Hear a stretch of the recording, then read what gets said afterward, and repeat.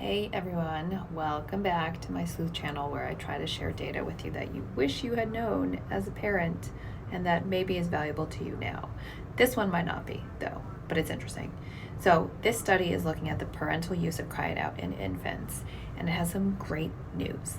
Basically, if you leave your kid to cry it out when they are a newborn and super young, there is no adverse effect on their attachment to you as a parent or to their behavior and development at 18 months. Now, I would have liked to know this when I was basically sobbing my eyes out because my child had colic, and up to 40% of kids do have colic, which means they basically cry a lot.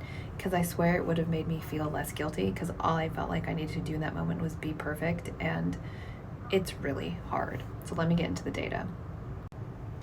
The study tried to debunk these narratives around parenting, which is like, well, if you leave your child to cry, then it's super bad for them. And they tried to use empirical data to see what was actually happening. They followed 178 infants and their caregivers, collecting data at birth, at 3 months, at 6 months, and 18 months. So this is what they found.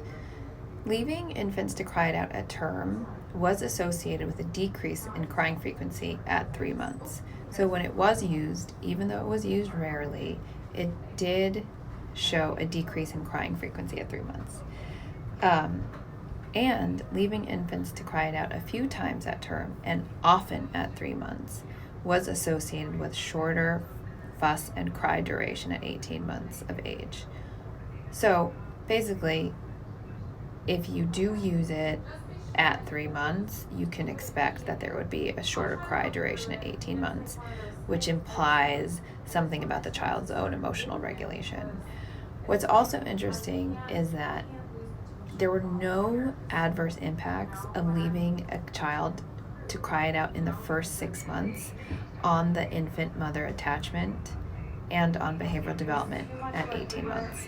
This is kind of huge because I feel like when people have children, they're like, a family member will be like, why are you leaving the baby to cry? And it's not that you're doing it super often, but there's this guilt associated with, well, you have to pick up the kid all the time. And like, honestly, sometimes it's not possible. You have to go to the bathroom.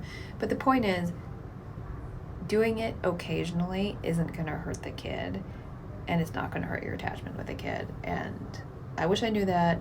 Now you know that.